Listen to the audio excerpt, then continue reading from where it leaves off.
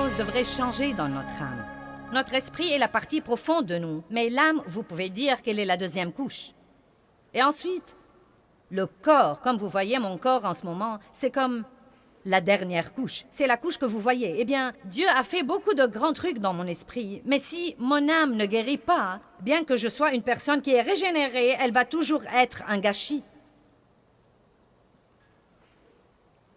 Et c'est pour cette raison que le christianisme, bien des fois, a mauvaise réputation, parce qu'il y a tant de croyants qui ont l'autocollant, le pin de Jésus, les boucles d'oreilles en croix, la croix autour du cou, le magnétophone. Ils vont à l'église, mais ils n'ont aucun fruit.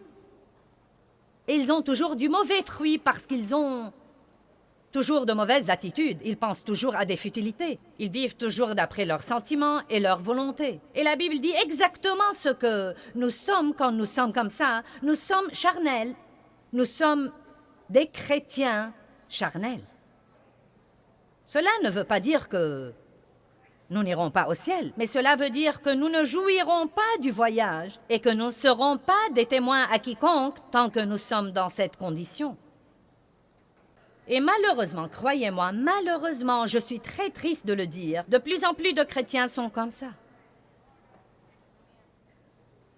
Et ce n'est pas toujours parce qu'ils veulent être comme ça, parfois c'est parce que personne ne leur enseigne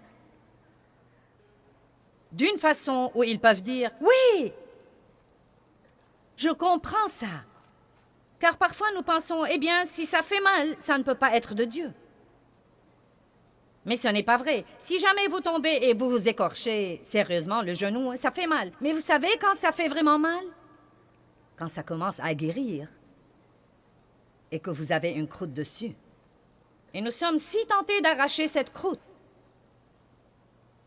Mais si vous faites ça, vous aurez une cicatrice. Et c'est ce qui arrive à tant de personnes qui ont tout ce rebut émotionnel. Eh bien, cet homme, heureusement, n'arrêtez pas de poursuivre Dieu.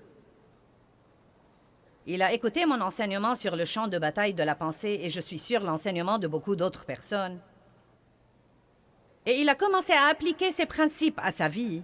Et Dieu a complètement retourné la situation. Et finalement, il a eu le courage d'aller et d'affronter son père. Dieu l'a béni et il a pu mener son père à une relation avec Jésus-Christ.